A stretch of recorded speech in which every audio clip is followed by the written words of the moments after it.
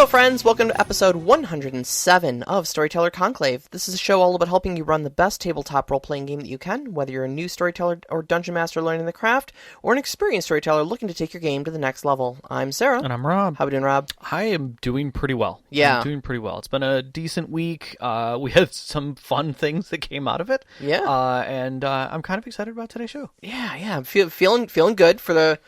for basically the first time in a week or so. Yes. Between health problems and little bouts of depression and such like that, I'm actually feeling really good this week. Good. It's good to be back here in our weekly therapy thing, and we are not alone. And we are not alone. We have a very special guest today. If all the technology works, there's somebody else lurking here in the digital background. Seth, are you with us? I am here. Oh, Lord, Seth, it is good to hear your voice. I know it's only been a couple of days, but I'm glad the technology did not fail us completely.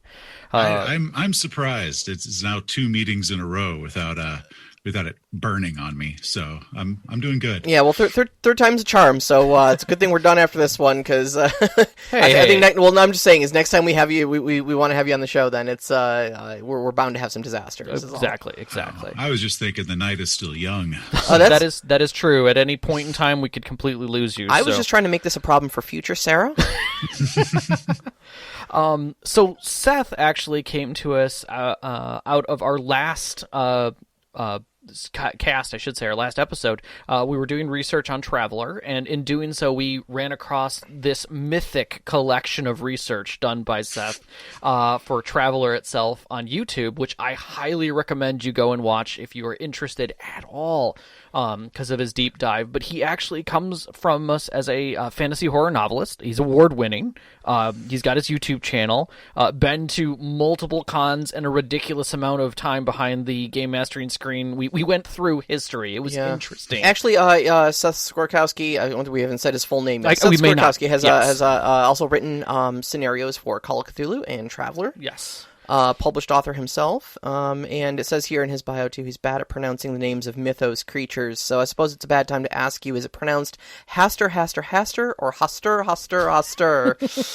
True. I always pronounce it Hastur. Okay. Little blend. I like that. Gives it a little flavor. But if anything like that you pronounce in front of any of the fans, someone will get knifey mad no matter how you pronounce it. Actually, it's pronounced Shub Nagaruth. Oh God, yeah. Oh man. So today's topic kind of came out of that, in the idea that we were going to continue our conversation about kind of Traveler and the universe that it's in, since we don't really step away from fantasy very often. Yeah, most of our show is pretty fantasy centric. We delve every so and then into modern topics or near modern topics like Shadowrun or something like that, into the cyberpunk genre. Yeah. But typically a lot of our examples and discussions and whatnot kind of surround D&D, and understandably so. I guess it's a pretty big demographic in the gaming community, but we really don't pay a lot of mind to the space opera sort of category of things. Well, not only that, but both of us really don't play. We haven't run those types of games. I mean, I ran Palladium, Robotech, which, right? Without a doubt, is space opera. There's literally singing in it. Let's just leave it at that. I ran Battletech. I mean, I say singing, but realistically, let's not go far into that. We already cursed Seth last time with the song stuck in his head. Agreed. So, which I've just done again because it always happens. But realistically, Seth has more experience in it for us as well. A lot. I ran 3 games of Aeon Trinity. That was that. Other than Battletech, that was my experience. So it's really great to have Seth on the show with us to kind of share his expertise. Seth, what would you say your portfolio is with space opera games? Not even just Traveler, but the entire genre. Well, I don't. I still see it as all just sci-fi games, because stuff like the subgenre of space opera to me is mostly going to be defined by the group. I think, unless you've got a group that's dead set on being super hard serious, it's eventually going to devolve into Buck Rogers. Oh, definitely. Yeah. See, I started, I guess my first sci-fi game I played was the old Star Frontiers, which is an old 1980s TSR game. It's essentially D&D in space. they did have a really cool space combat game called Nighthawks. That was a ton of fun. Oh, well, I don't know if I've heard of that one. I've heard of it, but I've never heard anyone discuss it.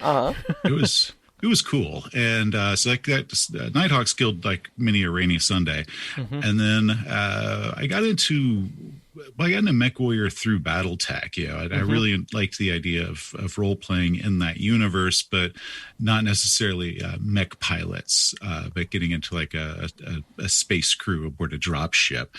I tried so many times to get a campaign started on that as like a side game, and it just never ever worked out except for like a session and then like nothing, and then a few years later I do a session and then nothing. So it never got past like a single game every couple years. And then I went to Cyberpunk and stuff that was a lot closer to our time, and then I finally dove into Traveler. I guess I'm at 2 years now. Okay. So it's I haven't. It's not. I'm not one of the veterans that's been playing it since 1977 when it originally released. But I know a good deal, but I don't know anything compared to a lot of the super fans. Well, yeah, I mean, 2 years solid of running the game is pretty good. I mean, not only that, but spending a year literally creating YouTubes and research, I think, gives you a little more qualification. I mean, I have known D&D for many a year, and I can tell you, I've not taken the deep dive that you've taken into it until we started doing this podcast. So I feel that and have respect for that. But also that you come from a story, you come from a more traditional novelistic storytelling background, and you mix in more of a pulp edge to it from your Call of Cthulhu and your cyberpunk more historic sense. And I'm saying cyberpunk as in the role-playing game, not as in the genre. And it was interesting just chatting with you about that and your feelings about the concept. Now, when Sarah and I first started this conversation, we kind of got a little bit into, I wouldn't say loggerheads, but into the discussion of like, what are we talking about when we talk about space opera versus, science fiction fantasy? And I liked the way you described the mountain peaks of what the genre kind of is, and that all of them are is more of a circle than anything else, and you're never really reaching either of those true peaks. Yeah, it's more about how close you are. Whichever one you're closest to is usually where you get labeled. When it comes to genres, one of those things that you have to hate them and you have to love them at the same time is genre labels, because there are so damned many, and the definitions of them are actually very wibbledy wobbledy, and they evolve and change with time. Yeah, and so if you go to any of the big literary conventions, like a few years ago to a Worldcon, and you're sitting there with some massive industry leaders, and they could all agree that none of them can actually really define a lot of the subgenres. They can say, it's like, well, this book falls into it, but it also falls into this and this. Right. So it's real hard to define a lot of them because it's mostly a marketing term. Yeah. It's to kind of give you just a quick bite, so you kind of know at a glance what you're dealing with. Right. But really, every single story is not as much fits in one hole or the other, but like is a la carte choice of different genres in different ways to make up its own unique thing. Yeah, it's like a lot of stuff you could call military sci-fi that also falls into space opera. But then you could also have a hard military sci-fi.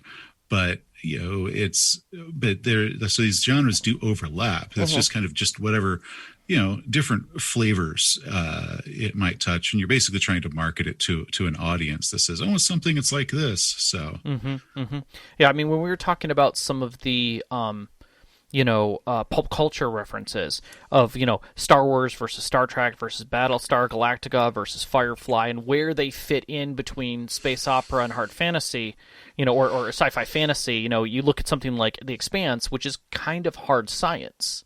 There's very little fantasy elements to it because it kind of needs to explain everything and feels that is a major important part of the story. But at the same time, you've got the space opera elements of the heavy focus on the characters and the drama between them and such like that, where it's not really the science isn't the focus, which is kind of the defining term of a hard sci-fi. So you've got hard sci-fi elements in that they pay attention to how ships have to accelerate and decelerate and the effects of, high gravity burns and stuff like that. But, so very much like Seth is saying, you can't fit it into any one bucket, You see, I don't see either of them as being more focused on characters than the other. How I see it is hard sci-fi is using science and facts and everything to enhance the story. So when you're going through the Expanse, these are all things that kind of enhance the story. When it talks about the risks of zero gravity,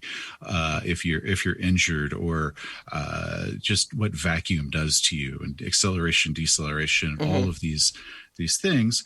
Well, space opera doesn't want to let facts and science get in the way of a good yarn. It hand waves it, yes.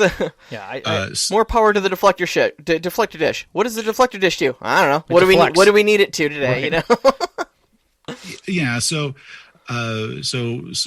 both of them.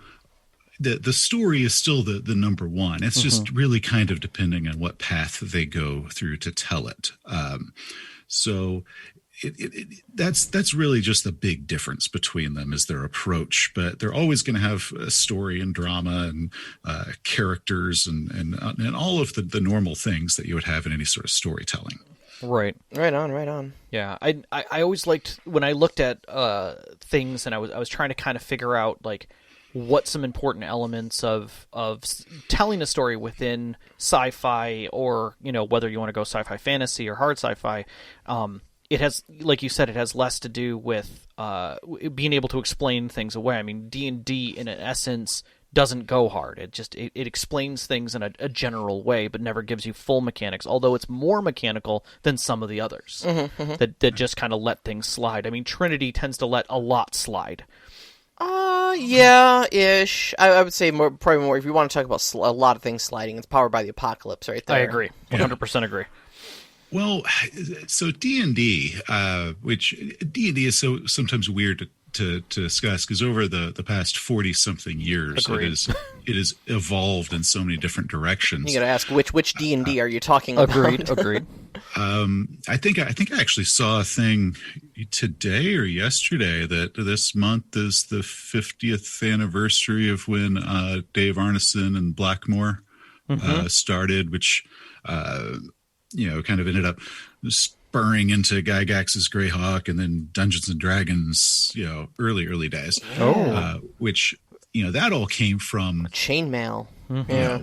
And they were all massive wargamers. I mean, wargaming was their thing. And then finally they're like, I want to play one of these people. And that's how it originated. But it was always very wargaming at first. And when they released D&D, sorry, I've actually been reading a lot of history on the industry. No, by all means. So Gygax was actually more into Conan and Moorcock and a lot of the pulps, the sword and sorcery stuff. But that was also during like the peak of, this Lord of the Rings thing. It came out. And, so people wanted Lord of the Rings. And they'd be like, is it like Lord of the Rings? And be like, yeah, sure. And which is high fantasy. But it also was like very wargaming, tons of charts. Oh my God. There were so many charts and tables and all of that, because we wanted to make sure that all of our pole arms were correct. But ultimately we play it like sword and sorcery, which is very pulpy. But some groups, they can really go high fantasy, and they can get really into Game of Thrones level stuff if that's how that group wants to interpret it. And they can use the exact same rules, or choose to ignore certain rules, which the more pulpy you get, the more you start kind of ignoring the rules, because you don't want to let it get in the way of a good yarn. Yeah. I mean, just the whole concept of like over the years, like encumbrance has kind of been dropped off the wayside, and the base rules for even spell components. Most GMs kind of, okay, you have to have a components bag, but I'm not going to make you go through each component unless it's part of the story, unless there's a specific thing like you need to resurrect this person. That is a ritual and it's a challenge. Let's make that something serious and part of the story. But beyond that, there's a lot of hand waving that goes into that. And really, that's how it always was. I started with first edition Advanced Dungeons and Dragons, and there were huge portions we just straight up ignored. And everybody else that I met that played it, they had a separate list of stuff they ignored, but there was a lot of overlap, like weapon speeds and. Oh my God, I forgot all about those. the general bag of components that a spellcaster would have. It's like, okay, look, if it says you have to have 100 gold piece pearls, so you do have to note that. But like a little bit of fox hair, whatever, it's all in this bag, this general bag of junk. Yeah. You've studied long enough to know that you had to have these things, so you're going to make sure you take care of them. You've got a bale of fox hair somewhere, and you just keep reloading it in your bag. We're fine. Don't worry about foxes. that. Yeah. Oh, jeez, all the foxes.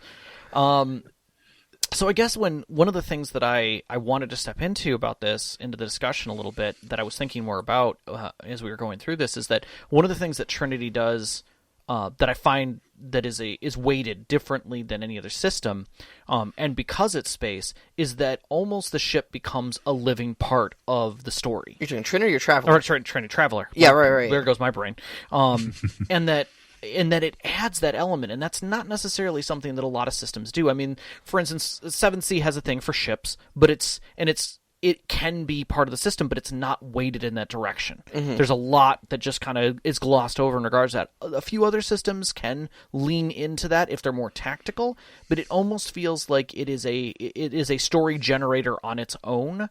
And that always brought me back to more of it is the platform that is the plot, that the plot rides on. It's the plate of the plot, if you will. The ship itself almost ends up being like the unspoken party member. Yeah. You know, like the Serenity in Firefly. Exactly. It has its own personality, essentially, you know. Yeah. And then the show would not be the same without it. I mean, how do you...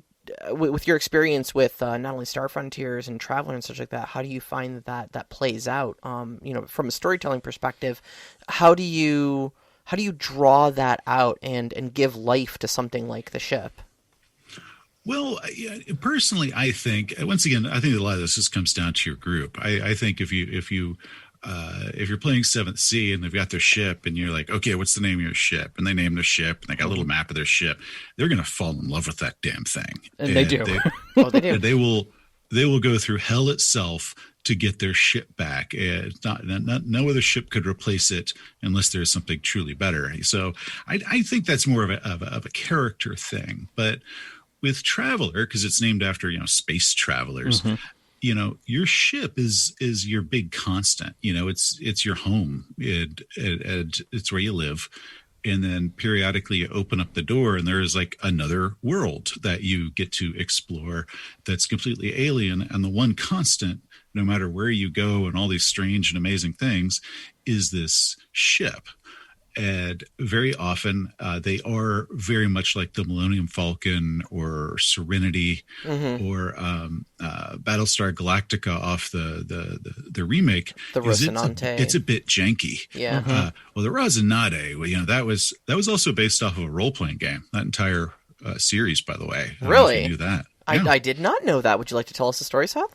Well, I wasn't there, but so James S.A. Corey, who's actually two people, it's just writing under one name.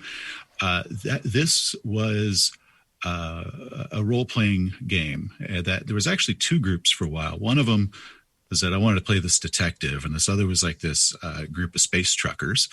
And then at one point early on, one of the guys had to leave the game, so they just kind of killed his character in this dramatic fashion. So if you're watching Expanse and like you suddenly see a railgun dart go through a guy's head, that was the session in which that player's like, "Hey guys, I got a new job, I got to move." Oh my god, that's awesome. Oh, that's funny. And there's a great story on I think I know one of the exactly seasons character. where Detective Miller shoots a guy, and he gives this excuse of, well, I did it because he was beginning to make sense. According to the interviews, what happened is the player actually just kind of went murder hobo, and they wrote the reason in later. But the real reason that he shot the guy was because he's a player character, and player characters can go from 0 to murder on a dime. Oh yeah, So there was some careful editing that the writers did later on to let's figure out what Miller's real reasoning was. Oh, that's funny. Okay, all right. That's funny.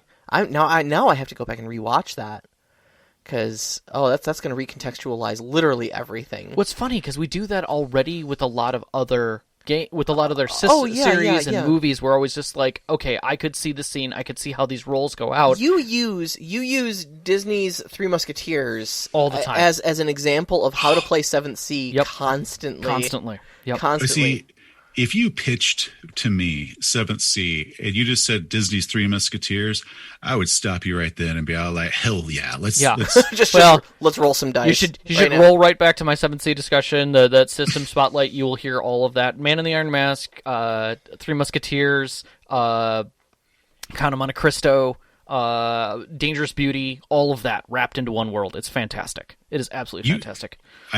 I'm intimately familiar with all of those. Go back and listen. Grab that book. Maybe I'll send you a PDF copy from Drive-Thru RPG because it is worth it. Sounds like maybe there needs to be an online game. Yeah, there might be. There might have to be. So I only play first edition. I'm getting into second edition. I have the books and stuff, but I still am wildly in love with first edition. So it can be so weird on any game to do an edition change.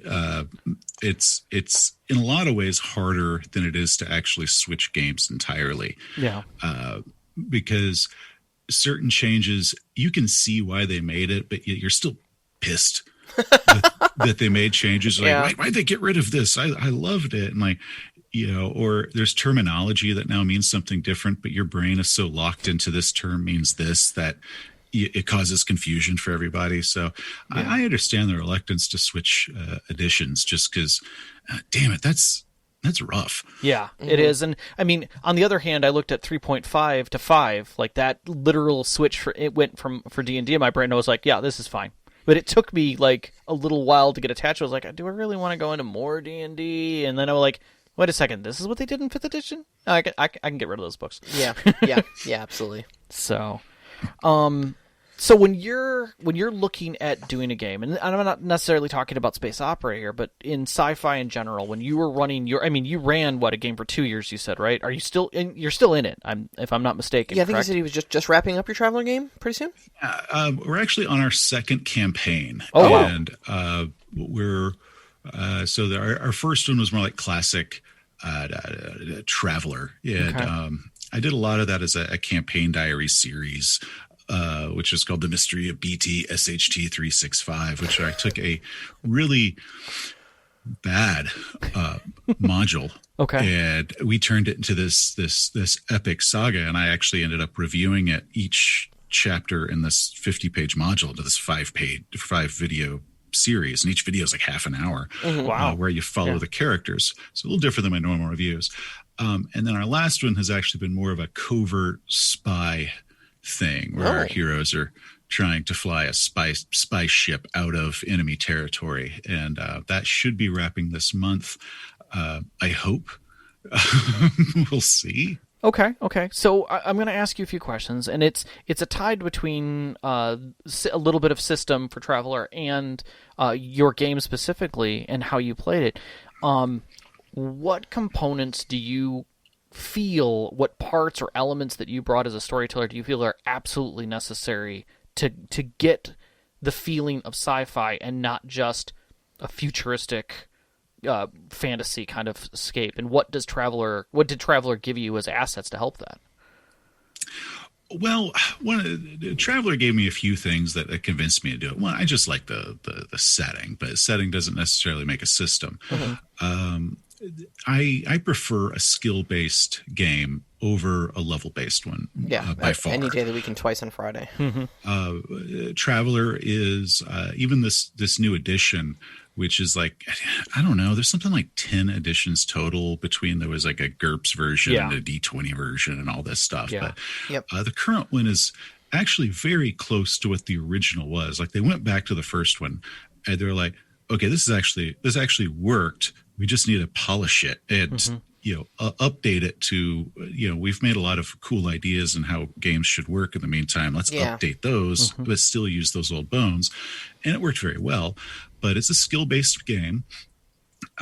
It is actually very open about, you've basically got a hardness meter that you can do.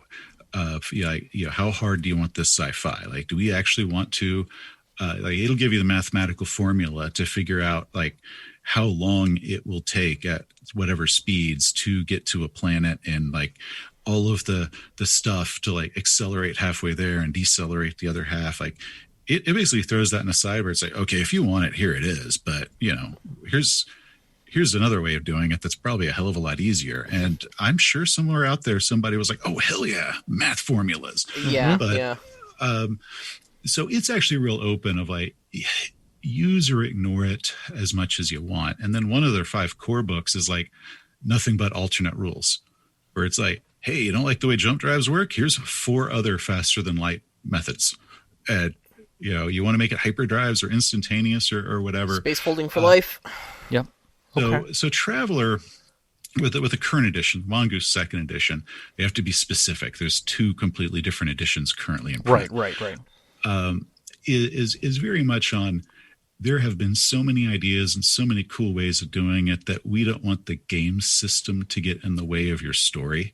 So we'll give you the basic one in the first core book, and then like we're going to cram all the others in another book later on. If you're all like, I'd like to try it differently, and they're like, here they are. We've play tested all of them, so that way you don't have to go through the rougher parts of figuring out how to do certain house rules. Oh, thank goodness.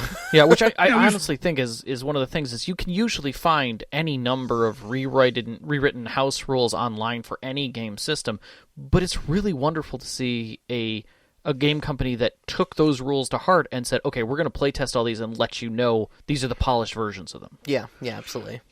Oh, yeah, because I don't know when you got into like 3rd edition D&D. You were mentioning that earlier. 3rd edition came out and they did the open gaming license, and there were suddenly 5 billion splat books. Oh, yeah, there were. Came it's ridiculous. Out. And a lot of groups, and I had several players that would try it, and they'd had side games so they do it, where they basically said anything from any game is completely okay. Well, there was a hard lesson learned there, and that's that was no, they don't all work. So when you go online, and that actually has less QA than somebody had actually got their book published and distributed. Mm-hmm. Jimmy, who wrote his house rules, they're probably terrible if you're getting them just off from randos on the internet. Sometimes they're genius, but I do like it when the publisher says, hey, here's some that definitely do work. That way you don't have to like accidentally break your game. Oh yeah, I've had a few players in the past in my D&D games ask me if they could play something from Unearthed Arcana just with the 5th edition stuff, and I was just like, hard no. Hard no. That stuff is all broken. You can't trust any. You got to draw your line somewhere. Yep. Okay. So, Traveler doesn't really want it to get in the way of the rules, but somewhere deep down in here was a question I think I was answering like 3 days ago, and I can't really remember if I answered it, if I was leading up to it and just got sidetracked. I think we were just asking about like what elements, and not necessarily like game elements, but more like story elements that you use to kind of make it, I guess, feel like a space game instead of just yet another D&D game that takes place in a spaceship. Well, for me, I came from a background of cyberpunk, like we talked about. So we always have a very cyberpunky edge. And then even when we went back to other fantasy games, we pulled that in. And but the last thing with Traveler that sold me on it is their character creation system is just like freaking insanely cool. I really do like it. It made me feel, and I know that there was some generational that led on to the TMNT system that was used in Palladium with like the randomization of creating out a character. But I love the way that they did the career system. And that you're in, and I guess the hardcore version of it is you can die in character creation, which is hilarious to me. But just the idea that you're building your skills and on successes and failures to see how well you did. It's like a mini adventure, if you will, or a mini game.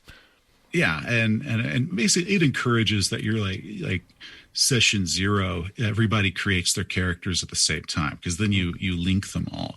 And it's a lot like, Firefly was. Like, you start Firefly, they all know each other. They have these little backstories that crisscross in the time before. But, Firefly starts off, they all know each other. They're on a janky ship. Let's just get on to the adventure. And that's how Traveler is, where it's like, you all know each other. You've got your war stories together. Let's just start with the adventure. Let's just get rolling in media res, you know? Right. Yeah. Okay, the pirates are chasing you. Yeah. Yeah. And that's pretty much how they want to do it. Is like, you guys know each other. You've got a long history. I usually compare it to Han Solo and Lando Calrissian. Mm-hmm. Okay. Where it's like, well, how did you know each other? It's like, well, 15 years ago, I won my ship in a poker game. Yeah, that's it. And so, like, they just know each other. We don't have to go through the awkward role play of like, who are you, hero, and will you join our party? Exactly. Will you join my quest? Exactly. The other thing that I wanted to ask you about was one of the things that Traveler does really intriguingly is the way that death is handled, and that it almost feels that death is very, for lack of a better term, crunchy. Like, it tears away at your character. Mm-hmm. You tear through endurance, and then it starts hitting your stats, and you've got a short period of time to stabilize and or get help, and all of that is very dangerous. Like, you can die in surgery. Like, it's not like the cleric's going to come over, put a hand on you, and you're fine. Get up, start shooting again. Yeah. That's not healing happening. word from 60 feet away, and now you're at full fighting capacity. But that finality, that death moment, and just getting shot at inside of a spaceship or stabbed, for heaven's sake, which is more likely, seems like it's very visceral for this game. And I want to know, did you feel as a storyteller that it added a lot more weight to it, or was it something that was just always lurking in the shadows for your players? Well, so from my side, many ages ago, when my group, because I'm actually still playing with like half my group I've been with for 20 years, so we've got long history of many games together. God, that's so good. When we flipped to Cyberpunk 2020, and that is a freaking deadly ass game, and you have to have the initial moment when you realize you're not playing D&D anymore, and you can die like instantly. Mm-hmm. Where if you're injured, there's like, okay, well, healing's going to take several weeks. So it's not like, oh, we take a quick rest, or our cleric wiggles his fingers, or I drink this magic juice. It's just like, no, you're messed up for a while. And that one did a death spiral where, like, the more damage you took, the more minuses you got to stuff. So we were veterans of that. And basically we saw anything that was a little bit easier to survive than Cyberpunk, we were golden with. You'd played hard mode and everything else became easy mode after that. Yeah. Gotcha. Well, it's like when we flipped to Call of Cthulhu, which everybody's like, oh, it's the most deadly game ever. We're like, psh, whatever. And, so we also played Call of Cthulhu for many years. That's actually what I still consider my favorite game ever. Okay. So when we went to Traveler, we were actually very used to highly lethal games. And my players are very smart, but they don't do the reckless stuff that usually happens if somebody comes from a very high fantasy D&D style game and then into a lethal game, because they will almost always charge straight into battle and then suddenly wonder why in the hell they just died. Oh yeah, D&D players will punch a dragon. They don't care. Yeah, they don't give a crap. No. And so when we did that, with any sort of sci-fi game, it usually starts coming down to tech. You want to get better armor, better weapons. It's very equipment based. Mm-hmm. Okay. Because like with a lot of level or skill based games, you don't get more hit points. That's all you got. And the only way to really improve yourself is to get better and better equipment, start getting augments, like different cyber and stuff like that, in order to give you a boost, because you're never going to get more hit points. That game is it's actually a lot more difficult to GM, because since you have 3 types of hit points between those 3 physical stats, and you have to drop them all to 0 before you're dead. Man, when you're running like 6 NPC bad guys, harsh. And all of a sudden, that's like you've got 18 hit point tracks. Yeah, I can imagine. I mean, I would definitely house rule some simplification there, and bring in a little bit of 7C goon style, where it's like, these guys are thugs. That you take shot them, they're dead. You take one, they take one quote unquote dramatic hit, and they're done. Yeah. They're just done. Yeah. So yeah, there's a lot of just kind of like, it's good enough. Right. Sort of stuff. And I never even got into like one of my videos. Actually, one of my players, who is the craftiest human being I've ever met, has these little tags. We've all got one. That go under the miniatures back when we used to play in the same room together, and we would actually write out those 3 stats. Oh, wow. So okay. They would actually lower them for me. They'd handle all the paperwork, so that was pretty sweet. Isn't that nice? Well, that is a hell of a group, and if they're listening, you don't deserve them. I don't, but it also doesn't stop me from making videos where I make fun of them all the time. Mine just give me Sour Patch Kids. Yeah, I mean, there's always the DM bribe, so... Yep.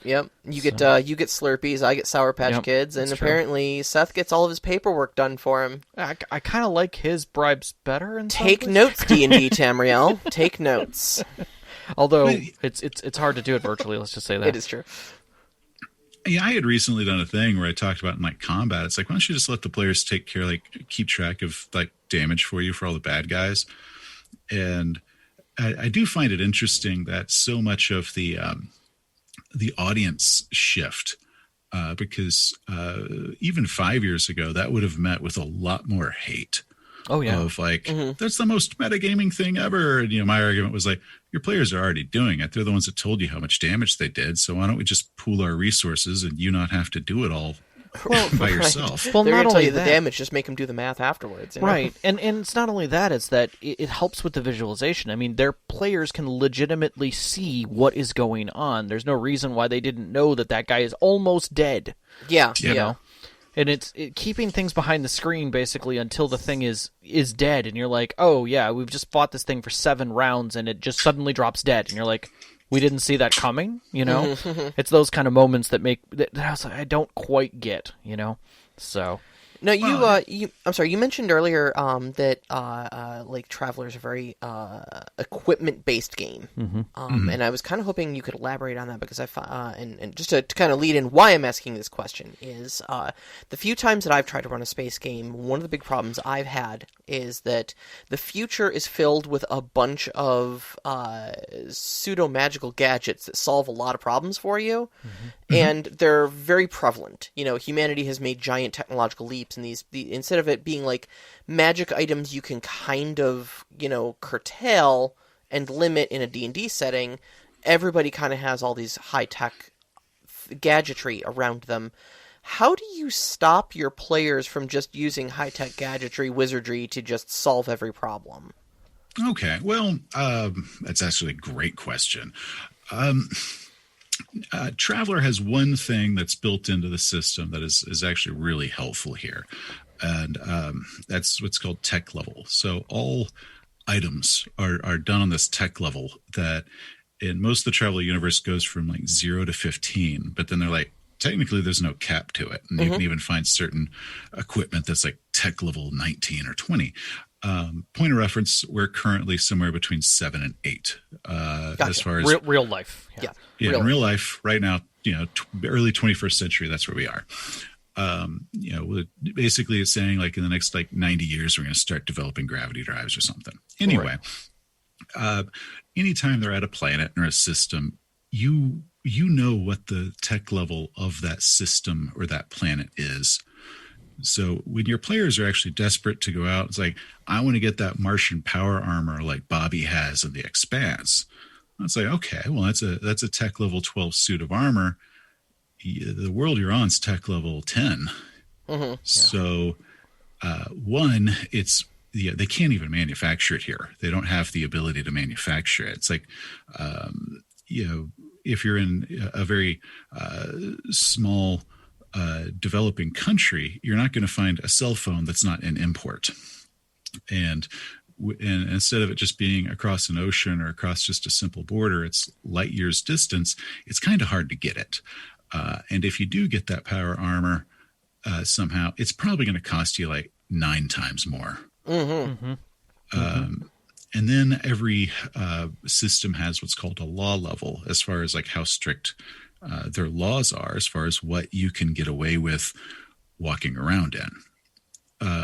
Which that is the other thing that kind of cuts down on a lot of that. Because sometimes, they will, they've got their automatic laser rifles and all this great stuff, and you get down to a strict law level world, and they're like, you can't openly carry any weapon larger than like a knife and maybe a stun gun. Mm-hmm. Yeah. And of course they can try to sneak it through, but all of a sudden that adds this other layer of like, okay, well, if you get caught, they're pretty hard on you here if you do that. So you actually have to pay attention to the world and the availability. But then also, like with D&D, eventually your wizard is going to get fireball. Yep. Yep. So just lean into it. But then the other side is, unlike spells or powers, when your 10th level monk gets, flying death fist or whatever their innate ability is at 10th level, you can't just take that away from them. With equipment, you can come up with ways to take that away from them, and then force them to suddenly have to adapt without their cool toys. So I actually find it a lot easier to do that in a sci-fi game versus in something like D&D, where sometimes you're like, what I'd really love to do is throw them in a jail and they have to break out. And your spellcaster's like, well, I can just keep casting bolts till the day that I die. It's like, I need to come up with a convoluted way to make sure you can't do all of the stuff your character can just naturally do. Yep. Yeah. Versus in a sci-fi game that has a very tech type, quote unquote magic, it's like, no, you're in prison, and you're now you are John the Galaxy NPC. Your way out of here. You are naked. Yeah. And as you were talking about that, all the things started popping in my head. Like, they're gonna run out of ammo. They're gonna run out of battery charge. They're eventually gonna run out of oxygen. Maybe the environment of a fleshy human. You have your vac suit right at the moment, but the moment it takes a tear, now you don't really have a vac suit. You have a problem. Yeah. So you can resist elements right up until you can't. And I think that is a really cool part about the sci-fi genre as a whole with the technology that's in there. But I do love the tech levels. That's every time I saw that, like, one of the best things that I saw was the discussion about when a officer walks in with a tech level 12 armor and all of your weapons are tech level 10. Like, you look at him as he comes in through the airlock and you're like, so how big of a problem is he? He's tech level 12 armor on. Yeah, we're just going to put our guns down. Right. Like, we're never going to get through this. Just surrender. Yep. Just surrender. Because his sword literally will cut us all in half, without a thought. So, yeah. Yeah, they're I forgot what they call it. The not lightsaber, yeah. I think is like a tech level 16 in that game. Because, of course you are going to find their wink, wink, nudge, nudge. These aren't Star Wars things. Yeah, absolutely. Yep. Well, I mean, the cool thing you said about Traveler too was that, like you said, there's kind of like a fantasy, or space opera slider on it that you could, kind of really adjust your, how crunchy or how hard or soft sci-fi you want it to be. Oh yeah. I mean, it includes things like psionics and aliens as kind of like optional rules and such like that. So it's also to be expected that it wants to be able to tell a broad swath of space stories, so you're gonna have that. You gotta have that, Yeah, and it's basically just a huge toolbox. And what I like about it is it actually has almost all the rules have if you want to get rid of it, that's cool. So you can make your very hard military sci-fi in a human-only universe. And it's super easy to do. Or if you just want to say like, screw it, we're going straight up Firefly, that's super easy to do. We're, kind of anything in between. You can absolutely do Star Trek in it. And I like that. One of the other draws for me is with a lot of role-playing games, the system is very tied to the world. Where like you feel that in order to play this game, you suddenly have to understand a Bible's worth of world information. And that bothers me with a lot of games because it feels like I'm obligated to play in somebody else's world. And I think one of the reasons that Dungeons and Dragons has been so successful for so long is, it's like, we got a world. Originally it was Greyhawk, and now it's Forgotten Realms. But it's like, but you can totally ignore it if you want to, or just use some of our gods, but make up your own. It doesn't matter, and you don't feel obligated that you have to learn the Dungeons and Dragons world. But if you want to, man, there's like 45 years worth of great history to read. So that's an excellent point. I mean, when I first started playing D&D, I entirely took a left turn at the established D&D worlds and just homebrewed my own. I mean, it was that's what I did right out the gate too. And travelers like that. It's like, we have this massive world you can do, but in the back it's like, here's a toolbox to make your own, know. Yeah, and I really do like that as well. Like when I looked at that, I kind of felt like it needed the Powered by the Apocalypse kind of world building session 0 as well, where your players actually say like, okay, well, here's your universe, show me what's in it. Like who are the bad guys in here? And one of the players is like, there's some space pirates over here that do, spice mining, that's drug. Okay, great. All right, what else is going on over here? And you let the players help create the universe, and then you run a game within that. And you could easily do that in Traveler without really changing the system at all. So it'd actually be super easy because all the rules for that is very clearly laid out, and you could just really pull out a giant hex map and say like, okay, let's see what our system looks like, and this is where you're from. Yep. So really, there's not a lot of functional difference then between your typical Session 0 fantasy building and your typical Session 0 space building. Then nope. It's just your scale. Your scale is on more galactic scale rather than a. Yeah, well, I mean, it doesn't even have to be. You could do the whole thing on one planet if you wanted to, or a planet and a moon, or something even less than that. Yeah, I suppose you could, but the name of the game is Traveler. That is true. That is true. But yeah, you could very easily isolate it where you're in something like the Expanse, where it's like you've got a few planets, you've got some asteroid belts, and go. Yeah, a few space stations and a moon. Yeah. Yep. So let's hit a few questions before we lose too much time here. I think let's some of these questions. got answered, so it'll be pretty easy for us to go back on. The Mad Elf actually asks, space opera can slide into space fantasy pretty easily. How do you keep on theme and not find yourself from Star Trek to Star Wars? So I'm going to push this one to you, Seth. Okay. The problem is that can really be difficult. It's up to your players. Basically, with any sort of theme game, no matter what theme you're doing, you all have to have kind of an agreement of what the theme is. Because if you have anyone in the room that is trying to go against it, like, you can easily turn your hard sci-fi into just space fantasy Star Wars if one person keeps insisting on it. You could turn your Game of Thrones into some whatever that stoner comedy was with James Franco. I mean, that it can. Dude, where's my spaceship? Yeah. So if your players aren't on board with whatever the theme is, then it's going to be this fight. But otherwise, you all kind of have to just kind of talk about it and just be pretty open. And once again, if you start kind of sliding that way, you can get rid of equipment. You can change things and force it back. But it's a lot easier if everyone kind of starts off on the same page as far as this is what we're going for. And then your players will naturally keep going that way versus try to keep wandering in another direction if they don't clearly understand that's not what we're trying to do. Yeah, we always come back to communication is the best thing you can have with your players, and it only gets better the more time you play with them. I mean, you've got 20 years with yours, so the communication is pretty solid. You know the boundaries, and when you guys start a game, you have a feeling for it. But I think any new players who are pulling stuff together, I think that is the key. Yeah, so. I think too. Internal consistency from the storyteller is probably pretty important here as well.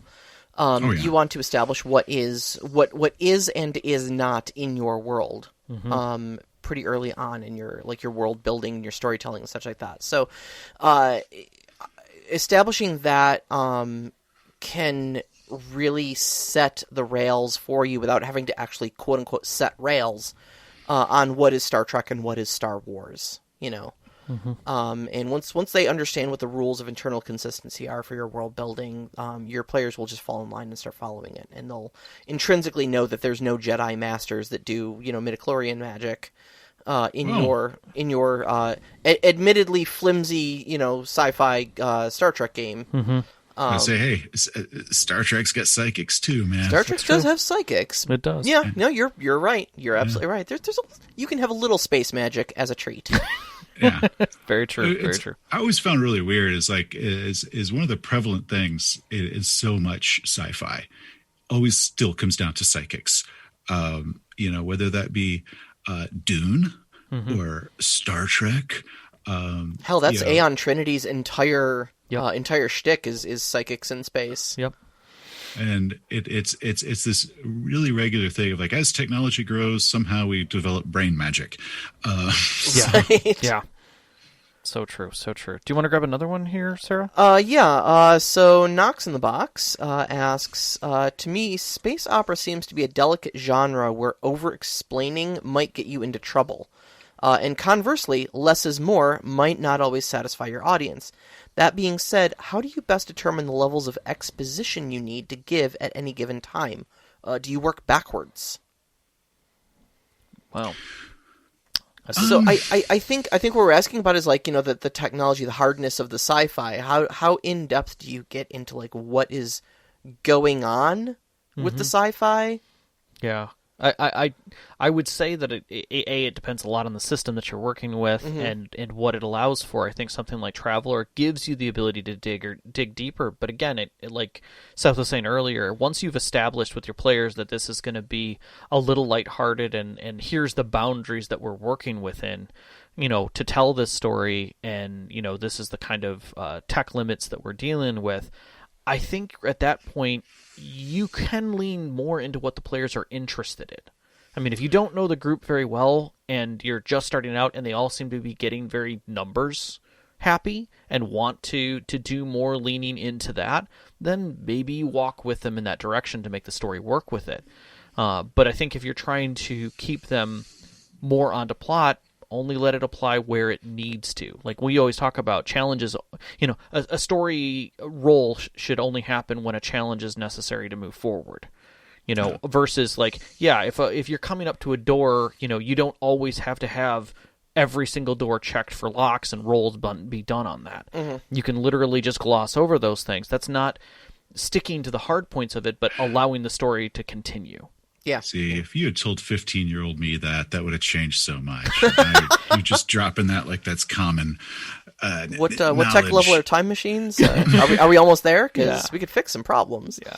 Well, now one thing though with Traveler, when it comes to a lot of the simplicity of that, so let's another sci-fi game that I've been playing recently is Alien by Free League. Oh yeah. Great game if you want to play Alien. In that, there's 12 skills total. Whole game is down to 12 skills for stats.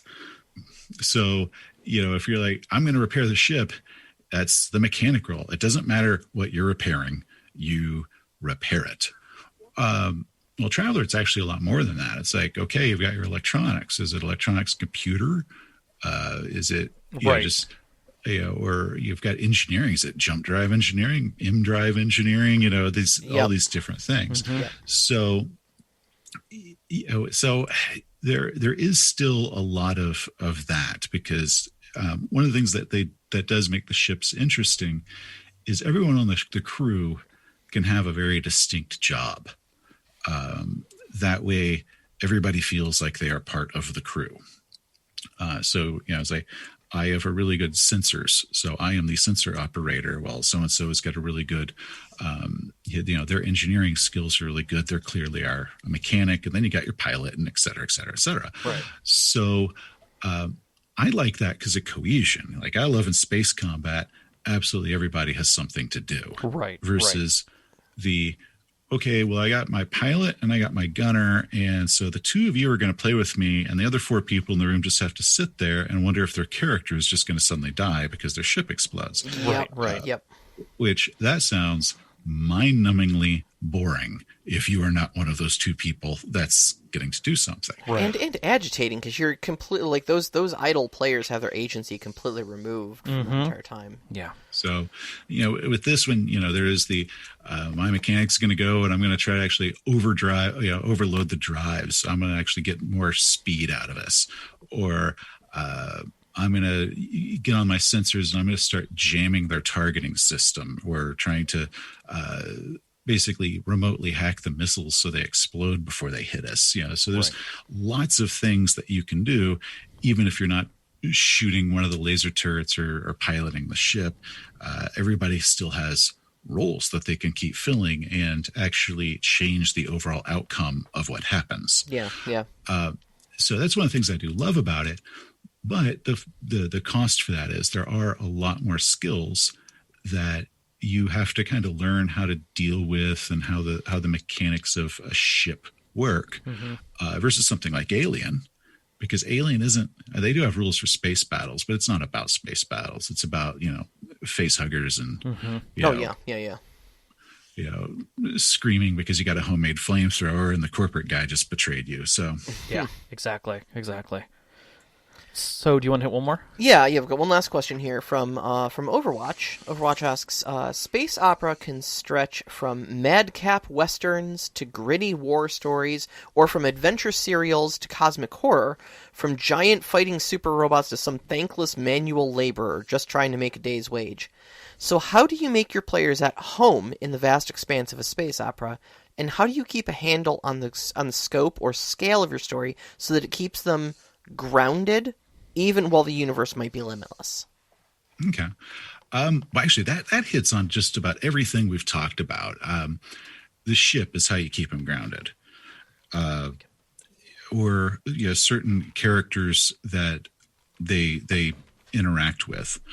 But, because he's right, the genres get so squishy that it's kind of hard to say this is exactly space opera and this isn't, because it can go so many different ways, because all of those examples are 100% correct. Yeah.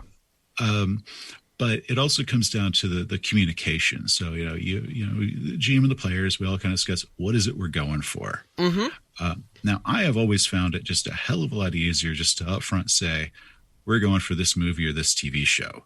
Yeah. So it's like, we're going for something like Battlestar Galactica. And they're like, old or new? New. Right. Okay, so what does that mean? It's like, well, we've got artificial gravity because we don't want to deal with that crap. Yeah. And we've got certain things that are just kind of assumed. We're going to hand wave them because we don't want to deal with those aspects. But at the same time, what do you want to do? I want to get in a little space fighter, and I want to zip around and shoot robots that have little eyes that go back and forth. That's because that's freaking awesome. It's like, okay, that's what we're going to do. And when Edward James almost signed on for that show, one of the clauses in his contract is there weren't going to be any aliens. He didn't want, season 3, the writers start kind of getting desperate, and all of a sudden a guy in a rubber suit comes out, and it devolves into classic Battlestar or something like that. Right. And I think that little clause probably did more to save the show than we will ever fully understand. Oh, absolutely. Oh, no doubt. Absolutely. I don't know what I would have done if that happened. So, but I think a lot of it's just the communication with your group and establish what the expectations are. And what the goal is, because you always have a goal of what you're going for. And then, if we're all in agreement, we all are on the same page, we'll just do it. So otherwise, you've got 5 players and they all want to go a different direction. Right. And then you got the GM who had a 6th direction they're going, and they're ripping their hair out because none of them are on the same direction they are. Yeah, I just found that weird because like I've talked to several people, and it feels like setting a direction or a restriction on your group during your session 0 seems to be a I don't know, an alien idea to some people, where they're like, you can't just tell your players they can't do something with their characters. Like, actually, yeah, you can. Like, you can tell them flat out, this is the story we're telling. Make a character that fits in this story. Right. They can do anything they want as long as it fits in that story, Yeah. I refer to that, and it was one of my first videos, and it was poor, so I ended up taking it down. I'm going to revisit this topic later on. Had to deal with theme games. Mm-hmm. Yeah, we've done shows on that. For years, we referred to this as the 13th Warrior. Okay. Yes. Are you familiar with the film? Very much so. We are, and we're familiar with the term when used in role-playing, yes. Yeah. And that is, you've got 12 people who all made warriors for their big Viking adventure, and one guy who showed up with a character who's an Arabian poet. Yeah.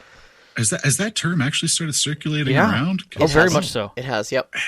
That actually is still my most popular video I ever did. I took it down over a year ago, and it's still like twice as far as any others ever did. Yep. Oh, wow. Yeah, we'll have to go back and find I actually take credit for that one. You should. We should actually, because that was one of our earlier shows. That was like one of our very first shows where we used that term. I should go back and check the show sheets. We may actually have attributed you to that quote. It's possible. It's very possible. And so we came up with that. One, it was around the time that movie came out, but I was doing a pirate game. Mm-hmm. You are going to be pirates, and you are going to, do pirate stuff for pirate reasons, and we're going to have a ship, and we're going to, plunder other ships and dig buried treasure and fight sea monsters and all that 16 men shit. on a dead man's chest and all that, yeah. Yeah, and that's what we're going to do. And I had this one player, love him dearly, but he's the type that, kind of between games, between campaigns, he kind of decides what he wants to play next, and that's just what he's going to play regardless of anything. Oh, goodness. Oh, goodness. And he's like, you know what I never played is a lawful good cleric who wears plate mail. I'm going to play that in the next campaign. Well, along comes the dungeon master's like, we're going to play pirates, and we're going to swing ropes between ships, and we're going to do piratey shit, and you're all going to be probably bad guys. You're definitely not going to be good guys, but, you'll be heroic bad guys. And he walks in with this lawful good cleric wearing plate mail. Mm-hmm. And a lot of the games started having this hurdle of like, the first adventure, I can bring this guy in is why he's there. But then there's the second one, and then the third one, and then the fourth one. It starts becoming a little bit more difficult to kind of keep justifying why this character is still here. Yeah. And why they're putting up with them, because the player didn't want to do the type of character growth where he starts leaning that way. So he kind of put that on everybody else as to kind of have him be there. Yeah. Which, if you're going to bring in a character that doesn't fit into whatever you're talking about, it's up to that player to help them fit. If they try to be like, it is my vision and my character and you have to deal with it, that will not work. It's a cooperative story for a reason. Yeah, cooperative means working. So I refer to that as the 13th Warrior, and oh my God, the amount of hate that I got. But one of the things that I realized, and actually part of why I took that video down, and I need to revisit this topic desperately, is in the segment, it was like the 5 worst characters that good players make, which was like 3.5 minutes. Mm-hmm. I used the term theme like 4 or 5 times. Mm-hmm. And so many people did not understand the key was theme, because they would try to justify my little skit where I've got my long hair kind of stoner player saying, I want to play this Arab poet in your Viking game. And he's not going to speak the language, and he's going to have a jumping horse, and he doesn't know how to fight. And when the GM pitched it as you're going to, drink mead and fight in Odin's name on your quest to reach Valhalla because you're all Vikings, and he doesn't meet any of those things the GM just said that they wanted, people would try to fight to defend that. And it's like, you don't understand the concept of a theme game. Like, I didn't realize that I opened this conversation having assumed that you knew what in the hell that was. So Right. So that's actually, I need to actually do a whole video talking about this is a theme game. Right. And if everybody does them when they're on board, they're amazing. Now let's talk about the 13th Warrior. Yeah. And I don't think that was ever taught. Like, it sounds funny to say that it has to be taught, but I don't think it was ever explained. Like, I didn't understand the concept of a theme game until much later in GMing. Like, it was never even a concept. I would just look at people and be like, yeah, I don't think that's going to work. Mm-hmm. But, I mean, realistically, it followed the system more than it followed my storytelling more than anything else. Like, Shadowrun kind of forces you into a theme. You know, you're all dead broke, looking for money, trying to do jobs. You're fitting into a basic theme of hunger and where that's going to go. D&D doesn't start you in that direction, which, again, puts you back into, I mean, classic D&D. Now you have, you know, bonds and things like that start to come into play, and they kind of start discussing that. Mm-hmm. But it never really was described. And even in some of the games where theme is a major component of it, it isn't described as its own thing. It's just incorporated into creation. For instance, Powered by the Apocalypse kind of just wraps it all into Session Zero. Yeah. In the creation of the world, but they're not breaking down what it really is in that. Yeah, absolutely. Well, over the years, my most successful campaigns I've ever run by far were themes. For D&D, they were a band of wandering minstrels that were flat-ass broke. Yeah. And they didn't have to play bard classes. Like, you know, we had a gnome illusionist that was like the MC and an assassin who was their dancer and stuff. And that one, I told them, you're not going to play heroes. I need you to have the potential to become heroes. Yep. But you're actually going to be wandering minstrels, dancers, and, you know, stage magicians with a janky ass wagon, and they loved that wagon more than anything. That they would then travel town. The to unspoken town with. character. Yep. With Cyberpunk, my best one is what we called the gutter punk. Right? I told you about that one in our previous conversation. No, I thought that was great. We started them at the age of 12. And they were and it's called a juvie gang, and everyone in the gang was 18 or younger, and then we allowed them to grow up over this time in this one neighborhood. So there was certain establishment. You're a street kid. You have no home, and the gang is your life, and you're 12 years old in the cyberpunk universe. So they couldn't come in with a normal cyberpunk character like, I'm a corporate guy that's got a cyber arm. It's like, no. You're a kid, and your weapon is a broken bottle because you can't afford a knife yet. Right. You're an urchin. Yeah. But the campaigns that I've had that went up in flames the fastest were also theme games. And the one thing that all of those had in common is they all had one player who would not get into the theme for whatever reason. Like one of them is because they were a power gamer. Mm-hmm. So like, it was this constant fight because they kept trying to power game. Then another one was my lawful good cleric in plate mail armor on my pirate campaign. You know, like things like that. You've got the person that actually resists it. That's what causes it to start going up in flames, because even the players don't feel that teamwork, like we are building something together. You've got some that are trying to build it. Now they're getting mad at this other player for not doing it. Right. And then you got those few that they weren't totally sold on it, but they're willing to go with it, but they see that so-and-so's not in it. So they're like, screw it. So, and then you got so-and-so who just either is oblivious or does not care. Right. Yeah. But it's grinding either way. Who's sinking it. And all of those campaigns failed. When I went over, like, what are the ones that burned up? And that was the one thing they all had in common. And we did a wide variety of themes, but they always had that one player, and it's usually a different person, that just couldn't just go with the simple explanation of theme. But no, they a lot of role-playing games, it's either set up in the game itself, like, you know, Shadowrun or something, or you have to kind of figure that out on your own. Yeah. And I think that comes unnaturally to storytellers. You don't think about it as part of the storytelling.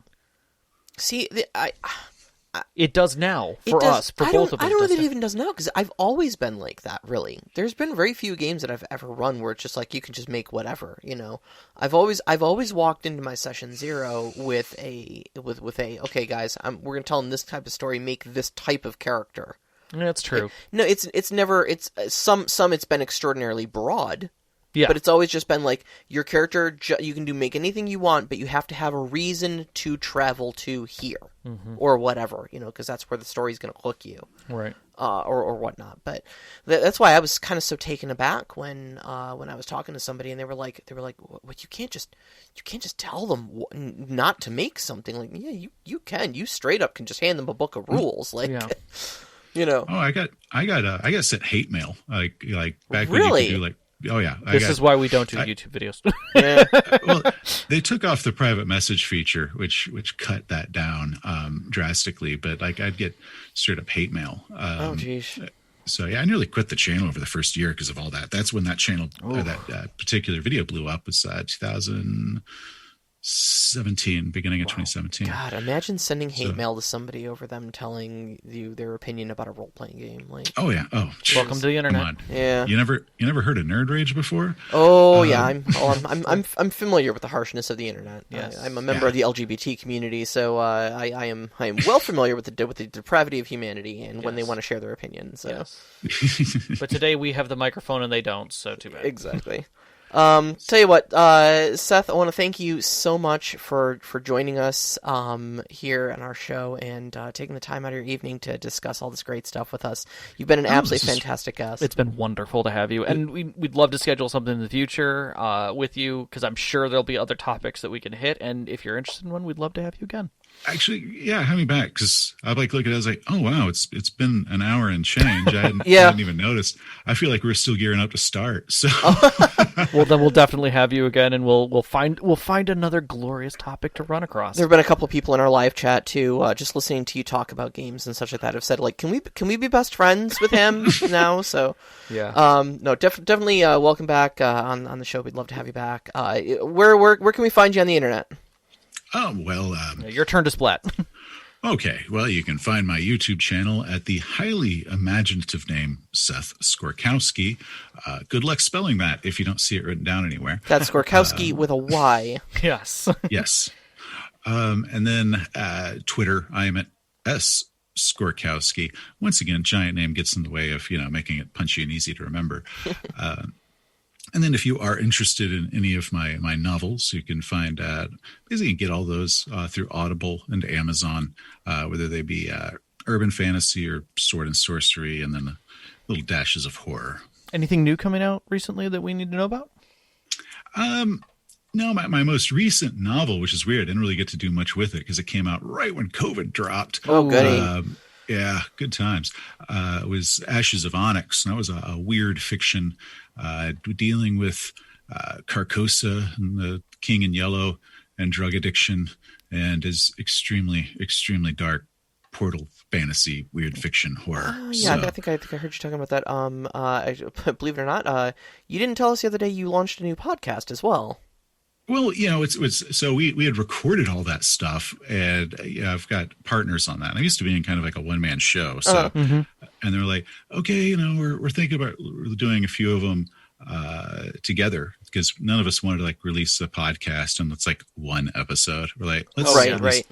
You give them a couple, right? Always. And so I didn't know that podcast was actually going to release until like the night before, because I hadn't checked my email all day. Oh, right on. Okay. Yep. And like, I was working on a video, and like I was done editing all my black and white, like, NPC skits. And I'm like, okay, before bed, let's go, because anybody emailed me anything important. I was like, oh crap, we're going live tomorrow.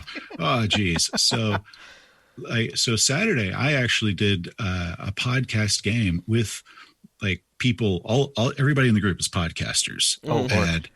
And even on that one, when we were doing our outro, I'm like, well, I'm not a podcaster, I'm a YouTuber. And then Monday rolls around and that stuff drops, and I got like a message like, you failed to mention that. It's like, I didn't know when it was coming out, so I just stay quiet. So the show's largely based around the Cthulhu mythos and discussion thereof. It's called Modern Mythos, and you can find it at soundcloud.com/modern-mythos. Ah, good cue there. Yeah, I was listening to it a little bit earlier today. So Excellent. And hopefully we'll get that out on more platforms. My partner John Hook, he's been podcasting for 9 years. Our editor's been doing it for years. So people would ask me, like, when's it going to be on these other platforms? Like, I don't know. I'm a YouTube guy. I don't know. don't ask me, man. I just showed up and talked. So hopefully it'll go out. I do find it interesting. Like, you can see that the very quick change between our first episode. We're still kind of feeling out how we're supposed to do it, and like by the second we got it down. So yeah. I'm sure if you go back to listen to our episode 1, it's a hot mess. So well, it's like with my YouTube channel. Like I try to pretend my first 2 years didn't happen. Like, so I'll hear the audio or different stuff like that. It's like, oh God, that's just hurts me. Or old ones like that one we're talking about that I eventually took down because I didn't phrase stuff right. It's I didn't know how to do this right. So I'm sure that in a year we'll go back and look at those first few and just be like, so is there any way we can just like keep anybody from ever hearing those again without, actually removing them? It's on the internet. I'm sorry. It is there forever, whether you want it to be or not. That's right. So, all right, Seth. Well, thank you so much again for joining us. We'd love to have you back sometime. Oh no, this was fun because I want you guys to tell me about 7C, man. Like you're like, it's like Man the Iron Mask meets Count of Monte Cristo meets Dangerous Beauty. Like, holy fucking shit, let's do it. Yeah, absolutely. Alrighty, well, our next week's topic is going to be about using roleplay to explore different experiences, stepping outside of yourself and into another character, and kind of putting yourself in their shoes to explore that in kind of a safe environment. You can find us up on Twitter at @ST_Conclave, on Instagram, @ST_Conclave. Listen to us live every Wednesday night at 7 p.m. Eastern Time. We broadcast on mixlr.com/storyteller-conclave, and join us up on our Discord. You can find that link on our Twitter, as well as our website, storytellerconclave.com. We'd like to thank our Patreon members, especially our name members, Knox in the Box, Sam, the Arcane Asylum, Sparkle Motion Veteran, and Hulavu. You help us out so much and make this happen every single week. Our pre-show music is by Arcane Anthems. You can find those at patreon.com/Arcane Anthems. Our intro music is Beyond the Warrior by Geefrog. You can find that at Google Music or geefrog.bandcamp.com. And our outro music, which you're hearing right now, is Only Our Footprints in the Sand by Midair Machine. You can find that at freemusicarchive.org. A big shout out, as always, to our families, Vicky and Sean. Thank you so much for supporting us. All of our friends who've sat with us at our tables over the years to give us all these great stories to share with you. as well. Seth Skorkowsky. Thank you so for much. joining us today and giving us all his great wisdom and insight. And you, every single one of our listeners. We love you so much. Love you guys. Good night. Good night.